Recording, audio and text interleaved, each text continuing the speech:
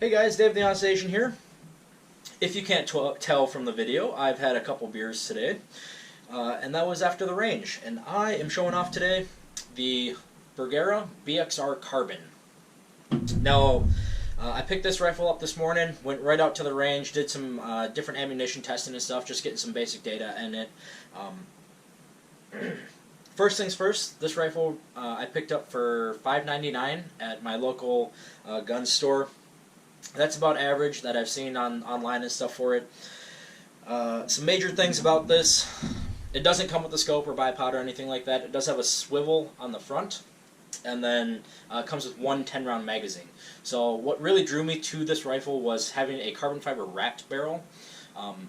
Essentially, there's a steel sleeve that goes on that has actual rifling and all that, and then there's carbon fiber all around it. And I think it's a pretty thick amount. I'm not exactly sure the exact dimensions, but it displaces the heat super efficiently. This particular rifle does feature a threaded barrel, so you can throw on your suppressors or muzzle brakes or whatever else you wanted if you feel so inclined to mitigate recoil on a .22 long rifle. It does have an adjustable length of pull. You can remove these three spacers on the back here if you are a little bit shorter or larger that you need to, get a proper cheek weld and all that. It does not feature an adjustable comb height. That being said, you don't need it. This rifle in the action itself has a built-in 30 MOA riser, and then along with all the other Bergaras, it does have that nice thumb weld for getting a really nice shooting stance while you're pulling the trigger. Like I said, this does come with a one 10-round magazine. It does utilize the Ruger 1022 platform, so all those magazines are compatible. This rifle comes in without the scope or bipod or ammunition at 4.75 pounds. The trigger weight is advertised at about 3.5 pounds. I haven't used my trigger puller on it yet, but it does feel very similar to other guns that I have shot or that I have seen at or set at 3.5 pounds. It functions very similarly to a Ruger 1022. You've got the safety right here. Simple button style. Does have a red marker on the outside or on the left side of the gun. It has bolt hold open on this little blade right here.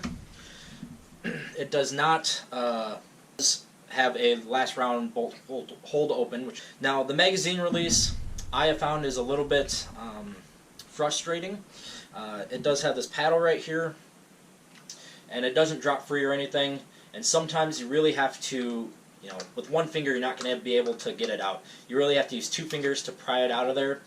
I know that Ruger 1022s have had similar issues. A couple people remedy that with polishing or sanding up the sides or modifying the chassis or stock or whatever you have. So I might have to do that if that doesn't kind of wear in over the next couple hundred rounds. I tested 5 different types of ammunition today. I was seeing some really impressive groups, especially considering the weather conditions. We were seeing gusts of up to 20 miles an hour with sustained winds at about 7 to 8, and that was a full value wind. So I was going from left to right, and I was still getting probably about 0.4 inches or so, just under half an inch. I think that was really impressive, considering, or all things considered.